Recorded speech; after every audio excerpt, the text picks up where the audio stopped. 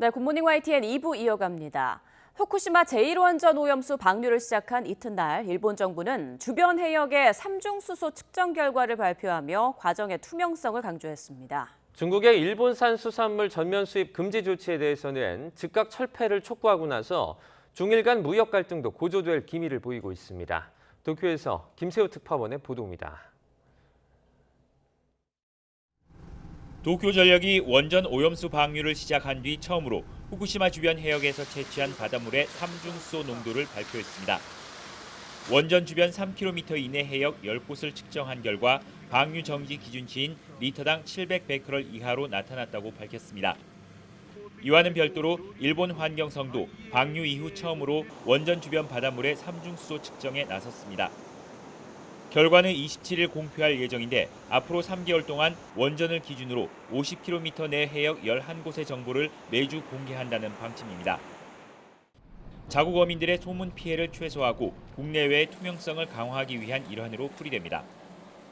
하지만 중국이 일본산 수산물 전면 수입 금지에 나서자 일본 정부 내부에서는 예상외로 강한 대응이라는 반응이 나오는 것으로 알려졌습니다.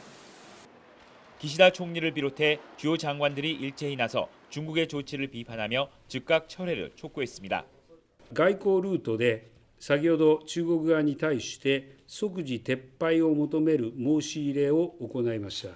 科学的根拠に基づいて専門家同士がしっかりと議論を行っていくよう 그러면서도 일본 재무상은 어떤 구제 조치를 할지 진지하게 생각해야 한다고 말한 데 이어 일본 정부 대변인은 기금 300억 엔으로 필요한 지원을 할 것이라고 밝히는 등 어민 피해 최소화에 부심하는 모습입니다. 風評影響への備えとして措置している需要対策の300億円基金を通じて販路開拓に向けた必要な支援も行っていきます。 하지만 일본 시민단체들은 방류 후 총리 관저 등에서 시위를 이어가 자국 내 반발 목소리 또한 가라앉지 않고 있습니다.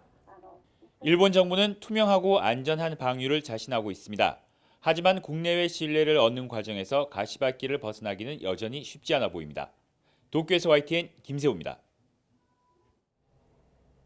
일본의 후쿠시마 오염수 방류에 반대하는 재미동포들이 미국의 수도 워싱턴 DC에 있는 주미 일본 대사관 앞에서 항의 집회를 열었습니다.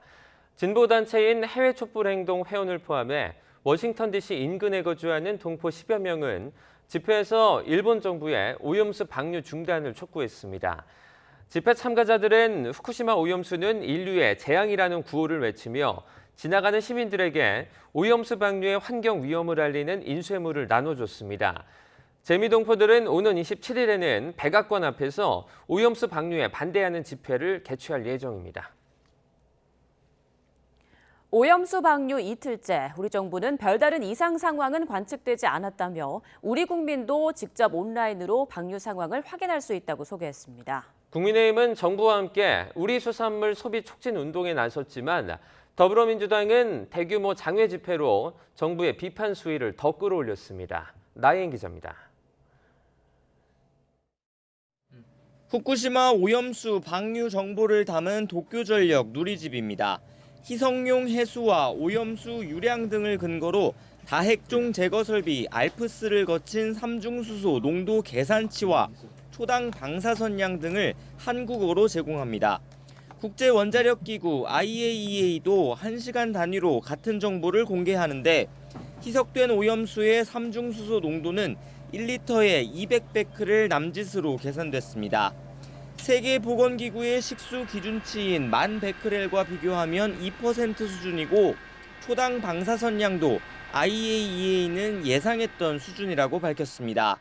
방류가 시작된 이후 현재까지 방류가 당초 계획대로 안정적으로 진행되고 있으며 특별한 이상 상황은 없는 것으로 파악하고 있습니다. 한국원자력안전기술원도 연동 페이지를 개설했지만 아직 개선이 더 필요한 상황입니다. 정부는 방류 상황을 계속 주시하며 2주에 한 번 후쿠시마 현지를 점검할 우리 전문가의 출국을 이번 주말로 협의하고 있다고 밝혔습니다.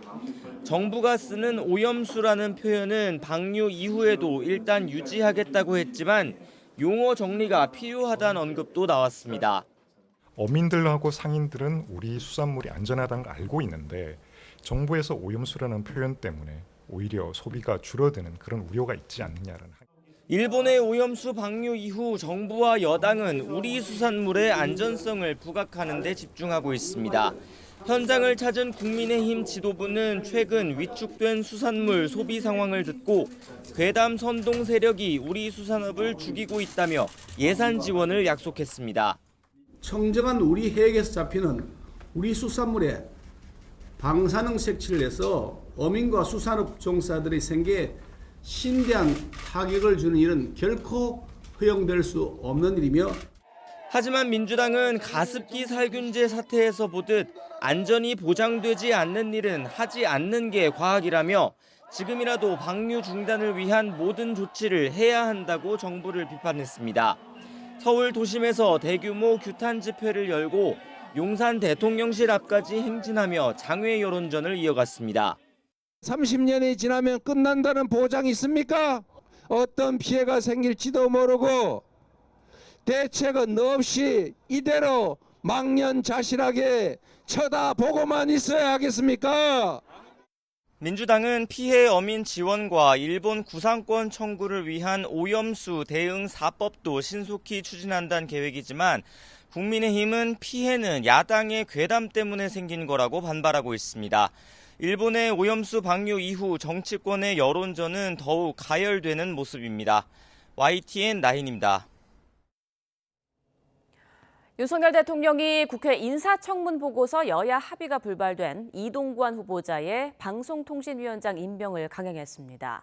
야당은 정권 찬양 방송을 만들고 싶은 윤 대통령의 속내가 드러났다며 목소리를 높였고, 여당은 방송개혁 적임자라고 엄호했습니다. 강희경 기자입니다. 윤석열 대통령이 이동관 방송통신위원장에게 임명장을 수여합니다. 위원장의 임함. 방송통신 분야 국정과제를 추진할 적임자라며 이동관 위원장을 후보로 지명한 지 한 달 만입니다. 국회 인사청문 보고서 재송부 시한까지 여야가 합의에 이르지 못하자 결국 임명을 강행한 겁니다. 학교폭력 논란이 결정적 낙마 사유가 아니라는 판단과 함께 업무 공백을 최소화하겠다는 의지가 담긴 것으로 전해졌습니다. 방송통신위원회 김효재, 김현 상임위원의 3년 임기가 끝나 윤 대통령이 임명한 이상인 상임위원만 홀로 남은 상태였기 때문입니다. 이동관 위원장이 임명되면서 방통위는 당분간 2인 체제로 운영될 전망입니다. 이동관 후 방통위는 가장 먼저 공영방송 관련 정책 손질 등에 초점을 맞출 것으로 보입니다. 공영방송의 이름에 걸맞게 재원 운영의 투명성과 객관성을 확보하고, 야당의 반발은 더욱 거세졌습니다. 더불어민주당은 정권 찬양 방송을 만들고 싶었던 윤 대통령 속내가 들통났다며 방송통신위원장으로 인정할 수 없다고 목소리를 높였습니다. 합의제 기관 방통위를 엉망으로 만들고 방송시장을 망가뜨린 정권으로 역사가 기록할 것임을 분명히 경고합니다. 여당인 국민의힘은 민주당이 애초부터 낙마를 염두에 두고 무차별적 비난으로 일관했다며 공영방송 정상화의 적임자라고 주장했습니다. 편향된 공영방송을 정상화할 적임자입니다. 흔들림 없이 국민께서 부여한 임무를 신속하게 수행해야 할 것입니다. 윤석열 대통령이 국회 청문보고서 채택 없이 임명을 강행한 인사는 이번이 16번째입니다. 앞으로 이균용 대법원장 지명자 등에 대한 인사청문회가 줄줄이 예정된 만큼 대치 전선은 심화할 것으로 보입니다. YTN 강희경입니다. 더불어민주당 이재명 대표의 사법 리스크가 최근 고조되면서 여당의 공세 수위도 덩달아 올라가고 있습니다. 하지만 마냥 웃을 수 없는 상황이라는 게 여권의 분위기인데요. 왜 그런지 이종원 기자가 짚어봤습니다. 국민의힘은 민주당의 비회기 기간 구속영장 청구 주장에 이은 8월 국회 회기 단축을 이재명 방탄쇼로 규정했습니다. 정말로 당당한 사람이라면 언제 어디서든 두려움 없이 조사에 임할 수 있는 법입니다. 무엇이 두렵습니까? 또 다른 특권을 요구하는 오만한 발상이며 체포 동의안 부결을 위한 명분 쌓기일 뿐입니다. 이재명 대표의 사법 리스크가 커지면서 공세 수위도 최대치로 끌어올리는 모습인데 속내는 꽤 복잡해 보입니다. 이 대표 구속이나 퇴진이 현실화할 경우 여권으로선 오히려 대형 악재가 될 수 있다는 인식이 깔린 겁니다. 실제로 이재명 리스크 없는 내년 총선에 대한 우려는 이미 공개적으로 터져나왔습니다. 제가 볼 때는 내년 총선에 이재명 대표는 없고요. 그리고 우리 당은 지금 확장성을 전혀 보여주지 못하고 있고 그런 상황이기 때문에 전국 선거가 위험하죠. 이재명 리스크 반사 이익을 대신할 당 전략이 없다는 비판인 건데 요즘 부쩍 거론되는 수도권 위기론과 맥을 같이 한다는 분석입니다. 최근엔 이철규 사무총장의 이른바 승선 불가론이 관련 논란에 불을 더 지폈는데 이게 당이라는 배가 잘못 자초되거나 어려워지면은 누가 가장 먼저 죽는지 아십니까? 우리 수도권 의원들입니다. 의총에서 한 발언은 일부분 왜곡된 게 있어요. 승선 못한다가 아니라 같이 타고 나가는 사람들이 그러면 안 된다 이런 얘기예요. 때마침 수도권에서 입지를 다진 거물급 중진들이 몸풀기에 나서면서 묘한 파장을 불러왔습니다. 수도권은 항상 위기이자 또 기회이기도 하다고 생각을 합니다. 자만하지 않고 끝까지 정말 국민들의 마음을 얻기 위한 노력을 계속하는 것이 중요하지 않나 이런 생각을 해봅니다. 지명도 있는 인사들이 수도권 나아가 전국 선거를 도울 구원투수로 낙점된 것 아니냐는 관측이 당 안팎에서 제기된 겁니다. 물론 여당 지도부는 제대로 된 후보를 내세워 내년 총선을 승리로 이끌겠다는 원론적인 입장만 아직은 밝히고 있습니다. 다만 이재명 대표 부재 상황, 즉 민주당과 혁신 경쟁이 펼쳐지는 시나리오를 배제할 수 없는 만큼 총선 전략에 대한 고심은 갈수록 깊어질 것으로 보입니다. YTN 이종원입니다.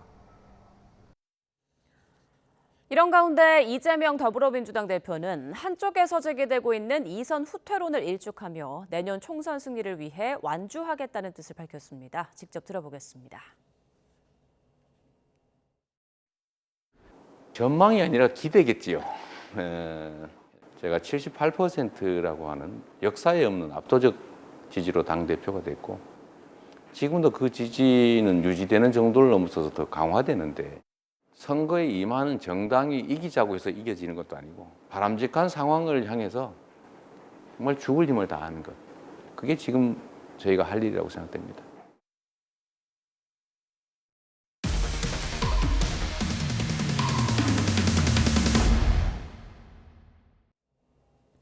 네, 새만금 잼버리 대회 운영이 얼마나 주먹구구식으로 이루어졌는지 파헤치는 YTN 연속 보도 그 세 번째 순서입니다. 개막이 임박한 시점까지 준비가 제대로 이루어지지 않았다는 비판이 거센 가운데 조직위가 시간에 쫓겨 꼼수 계약을 유도했다는 의혹도 불거졌습니다. 조직위가 오히려 경쟁 입찰 과정을 피하려고 업체 측의 수의 계약 기준에 맞춰 사업비 축소를 제안했다는 증언을 YTN이 확보했습니다. 박광열 기자의 단독 보도입니다.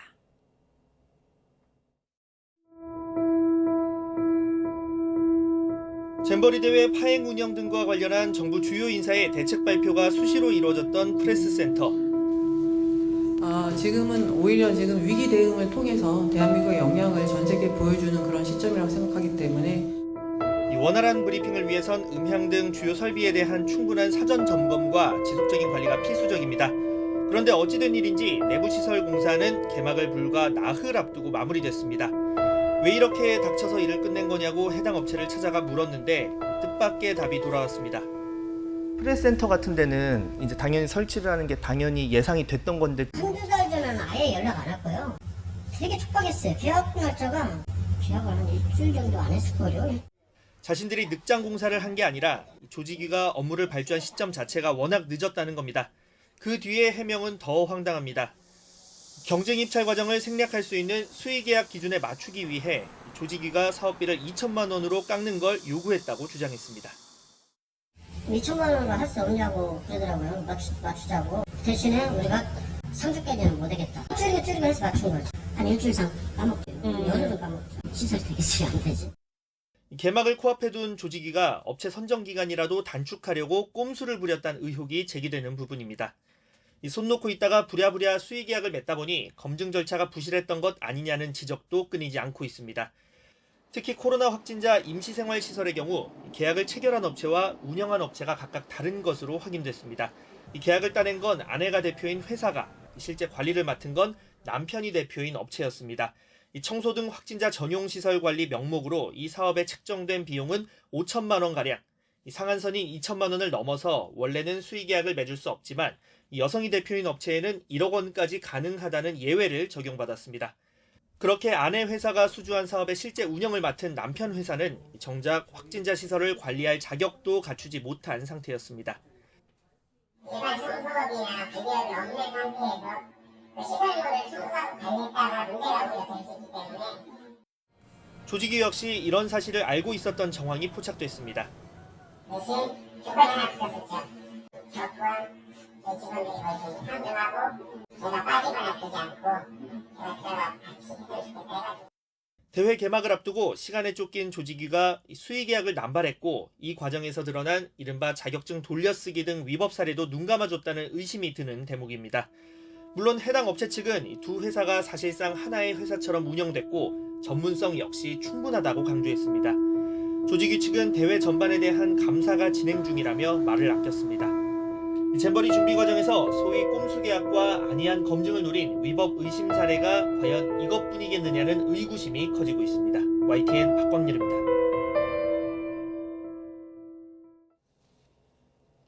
정부가 오늘 10월 2일을 임시 공휴일로 지정하는 방안을 검토하고 있습니다. 공휴일로 확정되면 9월 28일부터 10월 1일까지 추석 연휴 나흘에 더해 10월 3일 개천절까지 6일 동안 쭉 연휴가 이어지게 됩니다. 대통령실 관계자는 YTN에 여당인 국민의힘에서 경기 활성화 등을 위해 윤 대통령 취임 이후 첫 임시 공휴일 지정을 건의했다면서 정부에서 현재 검토하고 있다고 밝혔습니다. 박정훈 전 해병대 수사단장의 항명 혐의에 대해 외부 전문가들로 구성된 군검찰 수사심의위원회가 열렸지만 심의 의견을 내지 못했습니다.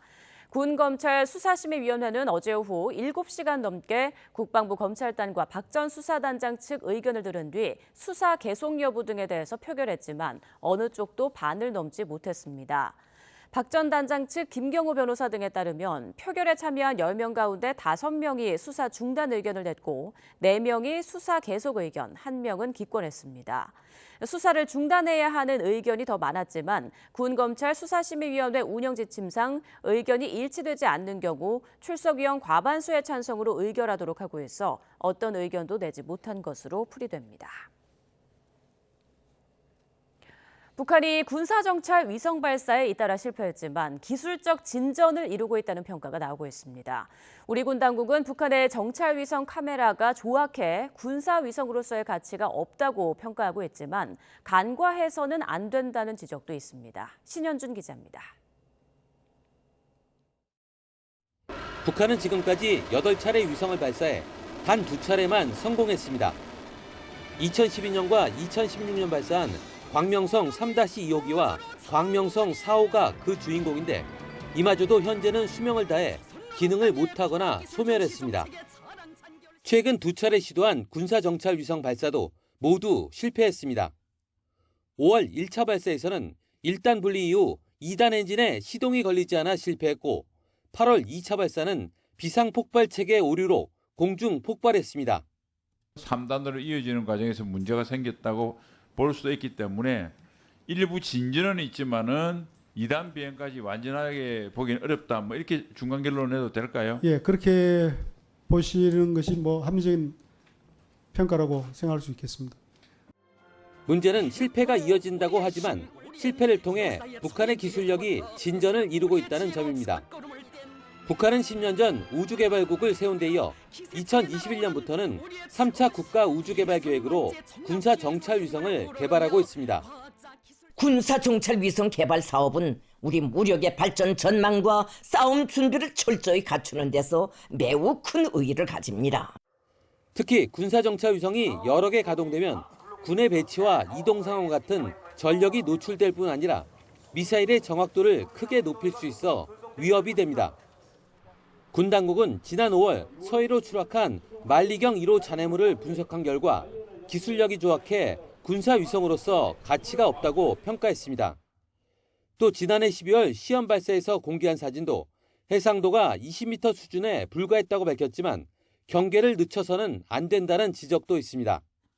지금 서브미터급이라는 자체가 대단히 그렇게 어려운 기술이 아닙니다. 저는 충분히 북한이 뭐 아주 고급적인 건 아니지만 최소한의 어떤 능력을 발휘할 수 있는 준군사 위성 정도의 수준은 가지고 있지 않을까라고 생각이 됩니다. 진화하는 북한의 군사 능력에 대비하기 위해서라도 한미일 정상이 캠프 데이비드에서 합의한 미사일 경보 정보 실시간 공유 등의 시스템 구축이 시급해 보입니다. YTN 신현주입니다. 법원이 12살 아들을 상습적으로 학대하고 숨지게 한 혐의로 재판에 넘겨진 의붓 어머니와 친아버지에게 각각 징역 17년과 징역 3년을 선고했습니다. 재판부는 지속적인 학대 행위로 피해자가 느꼈을 좌절과 슬픔은 알기 어려우며 아동은 자신을 보호하기 어려운데도 학대해 생명이라는 존엄한 권리를 침해한 점을 고려했다며 양형의 이유를 설명했습니다. 다만 여러 증거에 비춰볼 때 의붓 어머니에게 피해자를 살해하려던 의도가 미필적으로라도 있었다는 점이 증명됐다고 보기 어렵다며 아동학대 살해 혐의는 인정하지 않았습니다. 지난 17일 서울 신림동 공원에서 여성을 성폭행하고 숨지게 한 30살 최윤종이 구속 상태로 검찰에 넘겨졌습니다. 신상이 공개된 뒤 처음으로 언론에 모습을 드러낸 최윤종은 처음에는 살해할 생각이 없었다는 등 우발적 범행을 주장했습니다. 직접 들어보시죠. 범행 왜 저질렀습니까? 우발적으로 저질렀다고요? 저도 모르죠. 처음부터 살해하려고 한 겁니까? 그건 아니에요. 피해자 결국 사망했는데요. 하실 말씀 없으십니까? 죄송합니다. 계단 조심하세요. 언제부터 범행 계획했습니까? 그건 잘 모르겠어요. 지난해 10월 경기 평택시 SPL 제빵공장에서 20대 노동자가 숨진 사고와 관련해 검찰이 업체 대표와 공장 관계자를 재판에 넘겼습니다. 수원지방검찰청 평택지청은 중대재해처벌법과 산업안전보건법 위반 혐의 등으로 SPL 강동석 대표이사를 불구속 기소했습니다. 또 공장 관계자 3명과 SPL 법인도 업무상 과실치사와 중대재해처벌법 위반 혐의 등으로 각각 재판에 넘겼습니다. 강 대표는 사고가 난 소스 배합 작업 관련 안전표준서를 마련하지 않고 안전점검도 형식적으로 시행하는 등 안전조치 의무를 이행하지 않아 노동자를 숨지게 한 혐의 등을 받고 있습니다. 새벽 시간 금은방에서 귀금속을 훔쳐 달아난 10대 3명이 경찰에 붙잡혔습니다. 광주 동부경찰서는 특수절도 혐의로 19살 A군 등 10대 3명을 긴급 체포했습니다. A군 등은 어제 새벽 2시쯤 광주광역시 충장로에 있는 금은방에 침입해 귀금속 6천만 원어치를 훔친 혐의를 받고 있습니다. 둔기로 금은방 강화유리문을 깨고 침입한 A군 등은 40여 초 만에 귀금속을 쓸어 담아 달아났다가 추적에 나선 경찰에 붙잡혔습니다.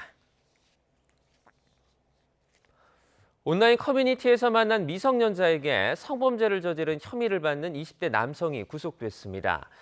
서울중앙지방법원은 어제 미성년자 의제강간 등의 혐의를 받는 20대 이모 씨에 대해 구속영장을 발부했습니다.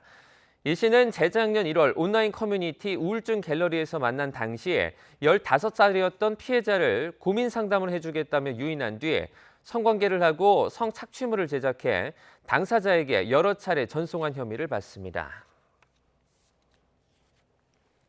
부산에 있는 음식점에서 여성을 강제추행한 혐의로 재판에 넘겨진 유튜버 김용호 씨에게 검찰이 징역 1년을 구형했습니다.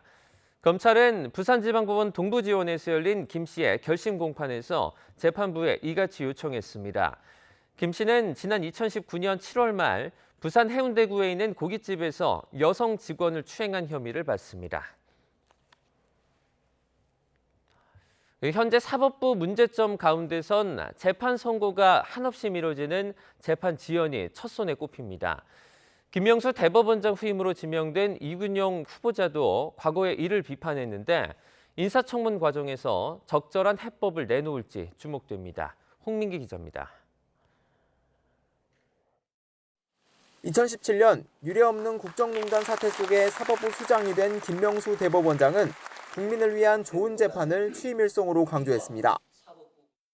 좋은 재판의 실현을 최우선의 가치로 삼아 필요한 개혁의 과업을 차분하고 진중하게 추진해 나가면서 하지만 퇴임을 앞둔 현재 이 약속은 공연불에 그치고 말았습니다. 걸핏하면 길어지는 재판 지연 문제가 최대 난제로 남았기 때문입니다. 2019년 시작된 양승태 전 대법원장의 사법농단 재판은 1심만 무려 4년 반째 이어지고 있고 일제 강제동원 피해자들이 일본 기업을 상대로 낸 손해배상 소송은 대법원이 5년째 붙들고 있습니다. 국민의 이목이 집중된 주요 사건뿐만이 아닙니다. 2018년 평균 297일이 걸렸던 민사합의부 재판 1심 선고는 지난해엔 420일로 처리 기간이 40% 넘게 늘었습니다. 형사사건도 6년 전과 비교해 1심 선고가 나기까지 50일 정도를 더 기다려야 합니다. 항소심과 대법원 판결 선고 기간도 최근 6년간 각각 48일, 91일씩 길어졌습니다. 법원 안팎에선 김명수 대법원장 체제에서 고등법원 부장판사 승진제가 폐지되면서 판사들의 일할 동기가 사라지고 인력 유출로 이어져 부작용을 촉발했다는 지적이 제기됩니다. 일선 판사가 소속 법원의 법원장을 추천하는 제도도 법원장의 장악력을 약화해 이른바 워라밸 재판을 부추겼고 법원 행정처 권한 축소 역시 재판 적체를 바로잡을 사법행정의 부재란 역효과를 냈다는 평가가 나옵니다. 이균용 차기 대법원장 후보는 이런 변화를 꾸준히 비판해온 것으로 알려졌는데 특히 승진제도 폐지에 대해 자신을 희생하며 재판에 몰입하는 판사들에게 유인책이 사라졌다고 밝히기도 했습니다.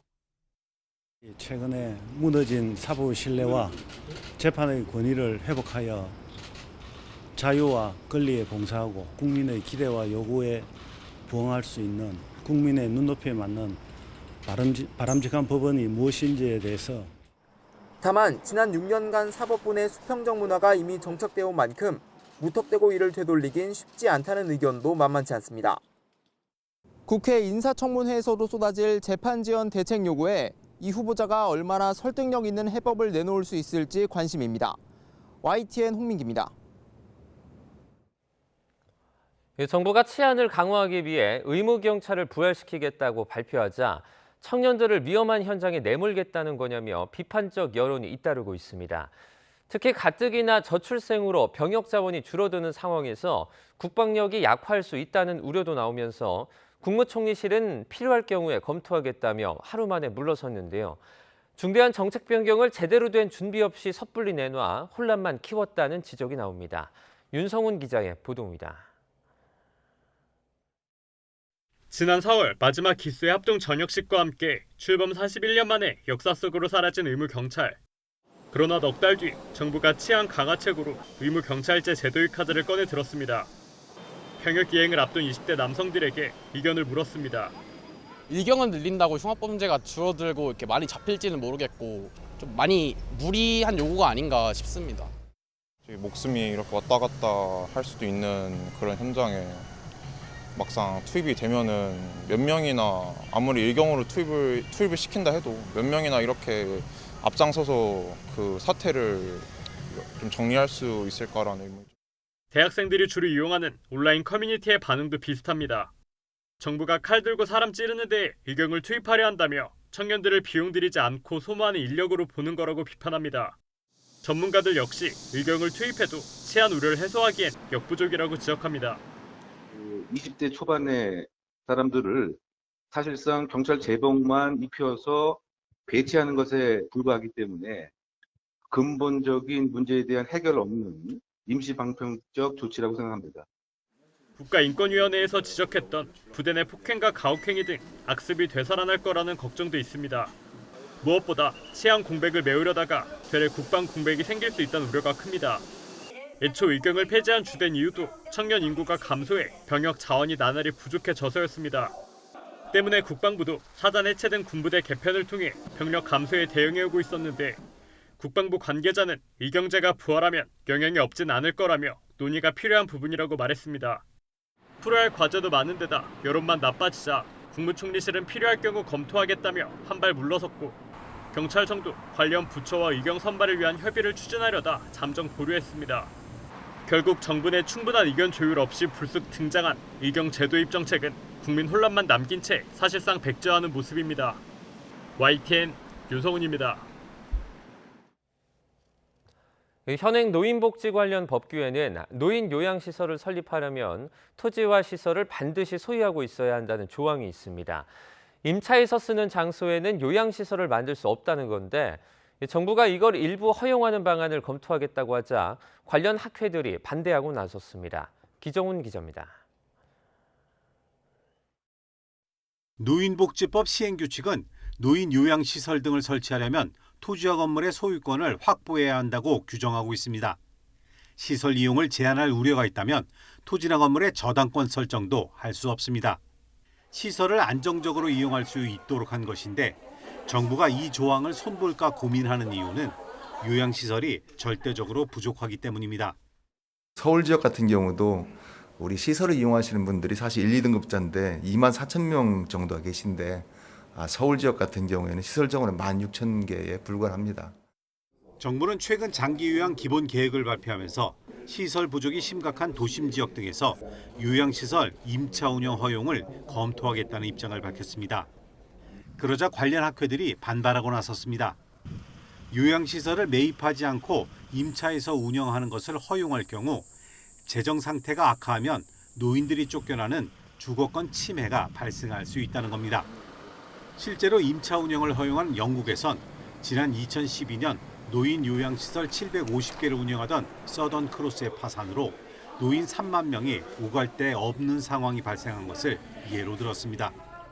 흔히 얘기하는 요양시설의 돈벌이가 될 수 있고 결국 그렇게 하다 보면 투기성 자본이 들어와서 결국은 사모펀드 등 나쁜 자본들이 들어오게 되는 것이죠. 결국 그것은 고스란히 노인들에게 피해가 갈 것으로 예상을 해서 또 기존 시설들과의 형평성 문제나 더 바람직한 재가 서비스 대신 요양시설의 과잉 공급을 유발할 가능성도 우려했습니다. 이에 대해 복지부는 확정한 것이 아니라며 한 발 뺐습니다.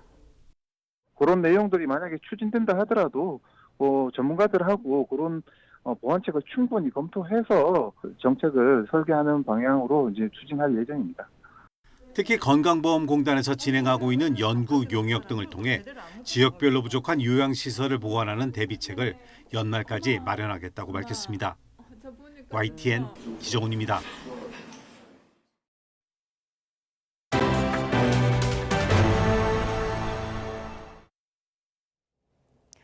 이번 주 한국은행이 기준금리를 5번 연속 동결한 가운데 미국 연준 의장이 또다시 추가 금리 인상 필요성을 강조했습니다. 인플레이션과의 전쟁이 아직 끝나지 않았다는 건데 목표로 했던 2% 물가 수준도 수정할 생각이 없다고 밝혔습니다. 워싱턴에서 권준기 특파원입니다. 지난해 잭슨홀 미팅 개막 연설에서 큰 폭의 금리 인상을 예고하며 시장에 충격을 줬던 제롬 파월 연준 의장. 1년 만에 같은 자리에 선 파월 의장은 지난해 메시지와 달라질 게 없다고 미리 못 박았습니다. 여전히 물가가 높다며 금리 인상이 더 필요할 수 있다고 밝혔습니다. We are prepared to raise rates further if appropriate and intend to hold policy at a restrictive level until we are confident that inflation is moving sustainably down toward our objective. 시장에서는 경기 침체가 오기 전에 2% 물가 목표를 수정해야 한다는 목소리가 잇따랐지만 파월 의장은 흔들리지 않았습니다. 성장 둔화와 고용시장 타격을 감수하더라도 2% 인플레이션 목표는 지키겠다고 강조했습니다. 2% is and will remain our inflation target. Getting inflation sustainably back down to 2% is expected to require a period of below-trend economic growth as well as some softening in labor market conditions. 파월 의장 발언 직후 곤두박질하던 미국 증시는 금방 회복세를 보였습니다. 금리 인상이 아닌 신중한이라는 단어를 핵심 키워드로 꼽으며 발언 강도가 예상보다 세지 않았다고 평가한 겁니다. We are in a position to proceed carefully as we assess the incoming data and the evolving outlook and risks. 2% 인플레이션 목표에 대한 파월 의장의 강력한 의지를 재확인하면서 이제 시장의 눈은 다음 달 연준 회의에서 나올 점도표, 향후 목표 금리에 쏠리고 있습니다. 워싱턴에서 YTN 권윤기입니다. 서울에서 청약 경쟁이 뜨거워지면서 주택 청약 통장 당첨 가점이 매년 높아지고 있는데요. 이런 당첨 조건을 채우기가 어렵고 또 시중은행보다 낮은 금리에 청약 통장을 해지하는 행렬도 이어지고 있습니다. 윤혜리 기자입니다. 오는 2025년 서울 광진구에 600여 세대가 들어설 아파트 단지 공사 현장입니다. 3.3제곱미터당 평균 분양가가 4천만 원을 넘는데도 한강 조망이 가능한 역세권 입지로 청약 경쟁률은 100대 1 가까이 치솟았습니다.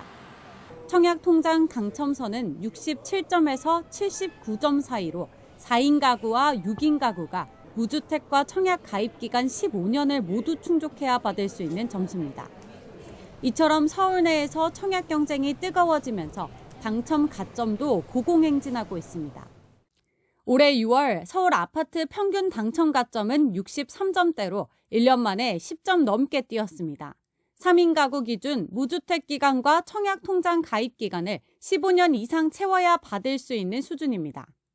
여기에 시중은행보다 낮은 금리까지 더해져 청약 통장 해지를 고민하는 사람들이 늘었습니다.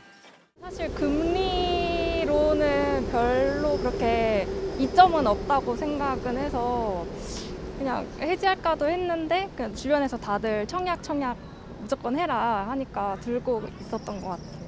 실제로 전국 주택 청약 가입자 수는 지난해 6월 정점을 찍은 뒤 조금씩 감소하는 추세입니다. 지난 7월 전국 가입자 수는 2,583만여 명으로 1년 전과 비교하면 100만 명 넘게 줄었습니다. 정부는 가입자 이탈을 줄이기 위해 혜택 강화에 나섰습니다. 저축금리를 2.8%로 기존보다 0.7%포인트 인상하고 소득 공제 대상 한도도 300만 원으로 늘린 겁니다. 또 청약통장 보유자에 대한 대출 우대금리를 확대하고 배우자나 미성년자 통장 보유 혜택도 강화하기로 했습니다. 요즘 고정금리도 4%대 중반대인데 만약에 기존의 0.2%에서 0.5%까지 확대해준다고 하면 금리 부담이 확 줄어드니까 이걸 청약통장을 해지하지 말아야 되겠다라는 유인책이 충분히 됩니다. 전문가들은 청약통장에 대한 금융과 세제 지원이 확대되는 추세인 만큼 당장 쓸 일이 없다고 통장을 해지하기보다 납입 금액을 낮추는 편이 좋다고 조언합니다. YTN 윤혜리입니다. 정부가 지난 2009년부터 묶어둔 레미콘 트럭 수를 늘리지 않고 2년 더 동결하기로 했습니다. 국토교통부는 건설기계수급조절위원회를 열고 이같이 결정했다고 밝혔습니다. 국토부는 건설 경기가 부진해 레미콘 트럭 수요가 크게 늘진 않을 것으로 보인다고 그 이유를 설명했습니다. 다만 덤프 트럭은 매년 3%씩, 콘크리트 펌프는 매년 5%씩 신규 등록을 허용하고 소형 타워 크레인은 동결하기로 했습니다. 심의 결과는 규제개혁위원회 규제심사를 거쳐 올해 연말 확정될 예정입니다. 네, 지난해 울주군이 다 쓰지 못하고 남긴 예산이 2천억 원가량 되는데요. 이렇게 예산이 많이 남자 주민들이 예산 편성에 주민들의 목소리를 반영할 것을 요구하고 나섰습니다. JCN 울산중앙방송 구현희 기자입니다. 옛 언양 시외버스 터미널 부지입니다. 울주군은 얼마 전 200억 원가량을 들여 해당 부지를 매입했습니다. 활용 방안이 정해지지 않은 상태에서 부지부터 사들인 건데 이렇다 보니 부지 활용 예산이 언제 편성될지 알 수 없습니다. 지난해 울주군이 다 쓰지 못한 순세계 잉여금은 1,809억 원, 2019년 941억 원, 2020년 929억 원에서 2021년에는 1,000억 원 넘게 남더니 지난해에는 남는 예산이 2천억 원에 육박했습니다. 특히 지난해 예산이 많이 남은 이유는 예상보다 세입이 크게 늘었기 때문이란 게 울주군의 설명입니다. 세수 예측이 빗나간 건데 주민들은 예산 운용을 제대로 하지 못한 것을 지적하며 코로나 이후 일상회복 지원에 예산을 편성할 것을 요구했습니다. 코로나 때보다 더 어렵다고 얘기하는 이 상황에서 지역 주민들의 일상과 가계 용세 상인들의 일상을 정상화하거나 회복해 마중물이 될 수 있도록 일상회복기금으로 전환을 요구할 수 있는 거죠. 또 지자체 차원의 아동돌봄 바우처 사업과 마을 간 셔틀버스 운영도 제안했습니다. 주민들은 다음 달까지 예산을 어떻게 쓰면 좋을지에 대한 주민투표를 벌인 뒤 행정에 적극 건의하겠다는 계획입니다. 내년도 예산안 편성이 한창인 가운데 세금을 제대로 써달라는 주민들의 요구가 높아지고 있습니다. JCN 뉴스 구현입니다. 기상청은 오늘 새벽 1시 25분쯤 경북 김천시 남쪽 18km 지역에서 규모 2.1의 지진이 발생했다고 밝혔습니다. 진앙은 북위 35.98도, 동경 128.14도 지점이며 지진 발생 깊이는 9km입니다. 기상청은 지진 발생 인근 지역은 지진동을 느낄 수 있어 안전에 유의해야 한다고 설명했습니다. 미국에서 세 번째로 큰 정유소에서 화재가 발생해 인근 지역에 대피령이 내려졌습니다. AP통신 등은 현지 시각 25일 남부 루이지애나주의 소도시 게리빌에 있는 마라톤 퍼트롤리엄 정유소에서 불이 나 검은 연기를 계속해서 내뿜고 있다고 보도했습니다. 당국은 화재가 정유소 부지 밖을 벗어나지 않고 있지만 혹시 모를 사고에 대비해 3km 이내 주민들에게 대피령을 내렸다고 밝혔습니다. 러시아 용병기업 바그너그룹 수장 프리고진의 사망 사건을 수사 중인 러시아 수사당국이 비행기 추락 현장에서 시신 10구와 비행기록 장치를 수습했다고 밝혔습니다. 러시아 연방수사위원회는 추락 현장에서 희생자 시신 10구를 발견해 신원 확인을 위한 분자 유전자 검사가 진행 중이라고 전했습니다. 수사위는 또 비행기록 장치를 비롯해 사고 경위 규명에 필요한 물품과 서류를 확보했고 필요한 포렌식 조사 지시도 내렸다고 덧붙였습니다. 니콜라 사르코지 프랑스 전 대통령이 2007년 대선 당시에 리비아 독재자 무아마르 카다피로부터 뒷돈을 받은 혐의로 재판을 받게 됐습니다. 프랑스 검찰은 사르코지 전 대통령이 리비아 정치자금을 받은 의혹과 관련해 2025년 재판을 받는다고 밝혔습니다. 사르코지 전 대통령은 2007년부터 2012년까지 재임했습니다. 검찰은 불법 선거자금 모금과 범죄 공모 혐의 등이 유죄로 판명되면 최대 10년의 징역형을 받을 수 있다고 설명했습니다. 기업 가치가 10억 달러, 우리 돈으로 1조 3천억 원이 넘는 비상장 기업을 유니콘 기업이라고 하는데요. 미국에서 유니콘 기업으로 성장할 수 있는 확률이 가장 높은 지역으로 이 중서부의 유타주가 꼽히고 있습니다. 그 비결이 뭔지 강성옥 기자가 현지에서 보도합니다. 미국 중서부에 위치한 유타주. 한반도 전체와 비슷한 넓은 면적을 자랑합니다. 인구는 인천광역시 정도인 300만 명에 지나지 않습니다. 캘리포니아주 샌프란시스코의 실리콘밸리가 IT 산업의 본거지로 유명하지만 유타주는 최근 10여 년 사이에 실리콘 슬로프로 불리며 유명세를 더해가고 있습니다. 포토샵 프로그램으로 유명한 어도비와 반도체 제조사 텍사스 인스트루먼트사 등 수많은 IT 기업이 속속 이곳에 몰려들었습니다. 스탠퍼드 경영대학은 유타주가 캘리포니아와 뉴욕을 제치고 유니콘 기업으로 성장할 수 있는 확률이 가장 높은 지역이라고 주목하고 있습니다. 유타주는 규제 혁신과 낮은 세제로 좋은 기업을 유치하고 지역 대학과의 협업을 통해 우수한 인재를 기업에 제공하는 전략을 펼쳤습니다. So we have really good communication with the University of Utah. So the tech transfer is really important, that we're getting the technology out of the university and into our ecosystem and our business environment. 유타주의 대학들 역시 4차 산업시대 트렌드에 맞는 인력 양성에 주력했습니다. 빅데이터와 인공지능 전문가 양성 과정과 비즈니스 환경에 필요한 도구를 제공하는 학과에 집중적으로 투자했습니다. What's amazing about our business degrees is, number one, the connection that they have to industry. You're almost guaranteed to get a job. And in fact, students that actually go into business and then 어도비와 픽사, 메리어트 호텔, 고어텍스 등 국내에도 잘 알려진 기업의 창업자들도 모두 이 대학 출신들입니다. All businesses rely on information systems, and our students learn how to leverage those technologies to enable the businesses to be more successful. 유타 주정부와 지역 대표 대학의 맞춤형 인재 양성은 청년 취업난 해소에 힘쓰는 우리 정부의 교육 정책에도 많은 시사점을 던져줍니다. 미국 솔트레이크 시티에서 YTN 강성욱입니다.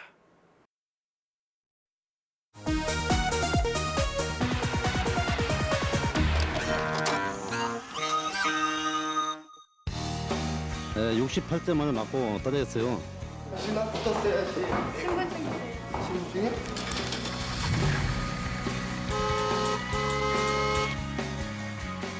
자동차가 크게 늘어나면서 운전면허 시험장이 붐비고 있습니다. 올해부터 곡절 이상으로 까다로워진 운전면허 시험과 심각한 응시생 적체 현상. 서울과 경기도 그리고 충청북도에서 면허 시험을 보러 온 사람도 있습니다. 앞으로 시험 유형도 많이 바뀌고요. 그리고 학원비도 지금 많이 오른대요. 그래가지고 빨리 응시했습니다.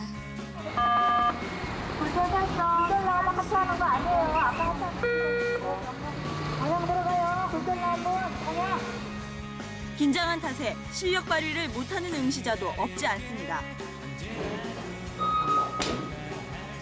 어제와 오늘 이틀 동안 이곳에서 시험을 본 응시생 190여 명이 전원 탈락하는 기현상이 빚어졌습니다. 근데 삑 소리 나더니 갑자기 70도로 뚝 떨어지더니 내려오래. 기계가 고장나는데 어떻게 믿어야지. 이 교습소는 주로 시험에 떨어진 사람들에게 접근한 뒤 1시간만 연수받으면 모두 합격할 수 있다는 솔깃한 말로 고객을 끌어들였습니다. 일단 그런데 면허 연습장 같은 데보다는 기다리지도 않고 편하잖아요. 서울에서 대절 버스를 이용해 내려온 수강생들의 행렬이 이어집니다.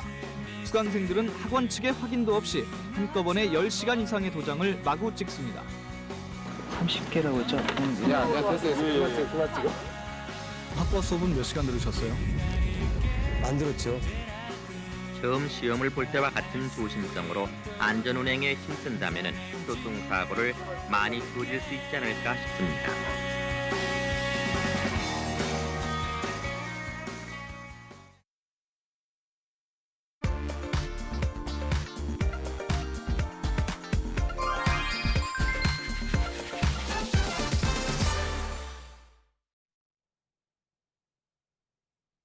계속되는 무더위를 피해 이번 주말 어디로 놀러 갈까 고민 중이신 분들 많으시죠. 고속도로의 교통량 자체는 지난 주말과 비슷하겠지만 예상 소요 시간은 지역별로 편차가 조금 있는데요. 강원권과 이어지는 노선들이 더 혼잡해서 양양과 강릉까지는 원활할 때보다 1시간 40분씩은 더 필요하겠습니다.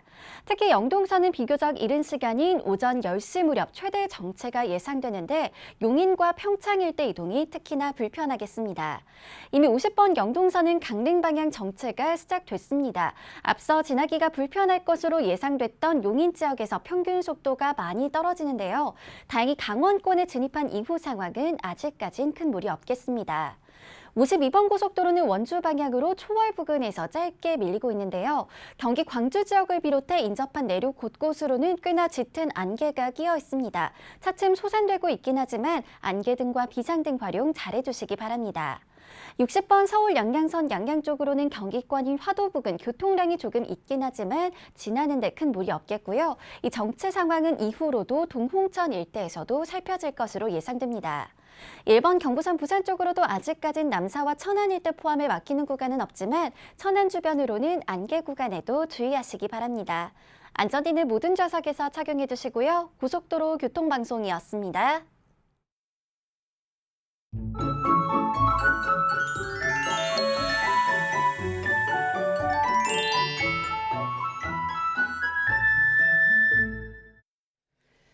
이른 아침 집을 나서는 분들은 안개 조심하셔야겠습니다. 현재 곳곳에서 200m를 내다보기가 힘든데요. 차간 간격 넉넉히 두시고 이동하시길 바랍니다.